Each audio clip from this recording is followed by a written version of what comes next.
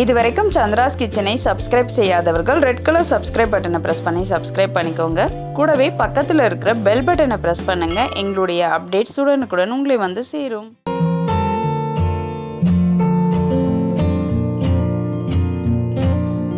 Hi friends, welcome to Chandra's kitchen. இன்னைக்கு நம்ம ஒரு சுவையான அரிசி மாவு புட்டு எப்படி செய்யறதுன்னு பார்க்கலாம் வாங்க. இதுக்காக நான் 1.5 கப் அளவுக்கு பச்சரிசி எடுத்து வச்சிருக்கேன். நம்ம இந்த பச்சரிசியை 4 மணி நேரம் ஊற வச்சு அதை கொஞ்ச நேரம் நம்ம காய வச்சு எடுத்துக்கலாம். இது கொஞ்சம் ஈரப்பதத்தோட இருக்கிற மாதிரி நம்ம இந்த அரிசியை காய வச்சு எடுத்திருக்கோம். இப்போ நம்ம இதை மிக்சர்ல சேர்த்துடலாம். மிக்சர்ல சேர்த்துட்டு நம்ம மாவா அரைச்சிக்கலாம். இதுக்கு தண்ணி சேர்க்க தேவையில்லை. இந்த ஈரப்பதத்திலே பாத்தீங்கன்னா அது நல்லா மாவா அரைப்பட்டுடும். இந்த மாதிரி நல்லா மாவா நைஸா அரைச்சி எடுத்துக்கோங்க. இப்போ இந்த மாவை நம்ம ஒரு பவுலுக்கு மாத்திடலாம். இது கூட நம்ம கொஞ்சம் போல உப்பு சேர்த்துடலாம். உப்பு சேர்த்துட்டு நல்லா இதை கலந்துருங்க.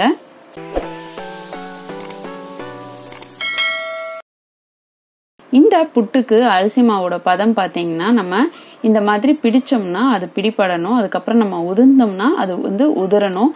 அந்த அளவுக்கு நம்ம இந்த பதத்தை வச்சுக்கணும். இப்ப நம்ம இந்த மாதிரி நல்லா மாவை கலந்தாச்சு. இப்ப நம்ம அரிசி மாவு ரெடியா இருக்கு. இந்த அரிசி மாவு புட்டை வேக வச்சிடலாம். புட்டு குழா இருந்துச்சுன்னா புட்டு குழால வேக வச்சுக்கலாம். அப்படி இல்லைன்னா நம்ம இட்லி பாத்திரத்துல கூட வேக வச்சுக்கலாம். நான் இப்போ ஒரு இட்லி பாத்திரத்துல தண்ணி ஊத்திருக்கேன். அதுக்கு அடுத்தது இட்லி தட்டு வச்சுட்டு அதுக்கு மேல நம்ம கொஞ்சம் ஒரு ஈர துணியை நனைச்சு போட்டுட்டு அதுக்கப்புறமா நம்ம இந்த மாவை அதுல சேர்த்துக்கலாம்.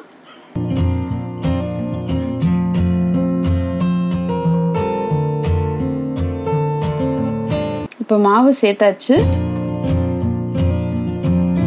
இந்த மாவை மூடுற மாதிரி இந்த துணியை ஃபுல்லா க்ளோஸ் பண்ணி வச்சிடலாம்.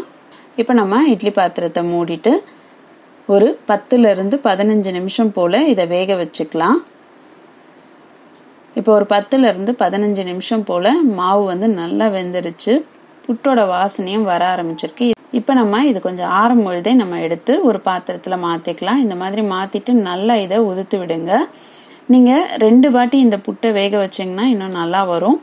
அதுக்கு அடுத்தது நம்ம தேங்காய் பூ சேர்த்துக்கலாம்.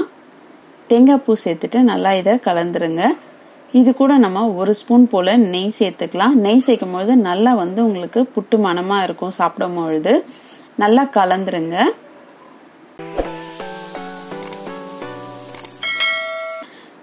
அடுத்ததா நம்ம ஏலக்காய் பொடி சேர்த்துடலாம். ஏலக்காய் பொடி சேர்த்துட்டு கலந்துருங்க.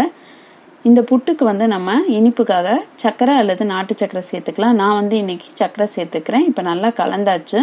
இப்ப நம்ம ஒரு பாத்திரத்துல கொஞ்சம் போல தேங்காய் துருவல் சேர்த்திருக்கோம். அடுத்ததா நம்ம இந்த கலந்து வச்சிருக்க புட்டை சேர்த்துக்கலாம். அடுத்தது கொஞ்சம் போல தேங்காய் துருவல் சேர்த்துட்டு மறுபடியும் நம்ம புட்டு மாவை சேர்த்துட்டு இதை கொஞ்சம் லைட்டா அழுத்திருங்க. இப்ப நம்மளுடைய புட்டு ரெடி ஆயிடுச்சு. இந்த புட்டு நம்ம அப்படியே ஒரு தட்டுக்கு மாத்திடலாம்.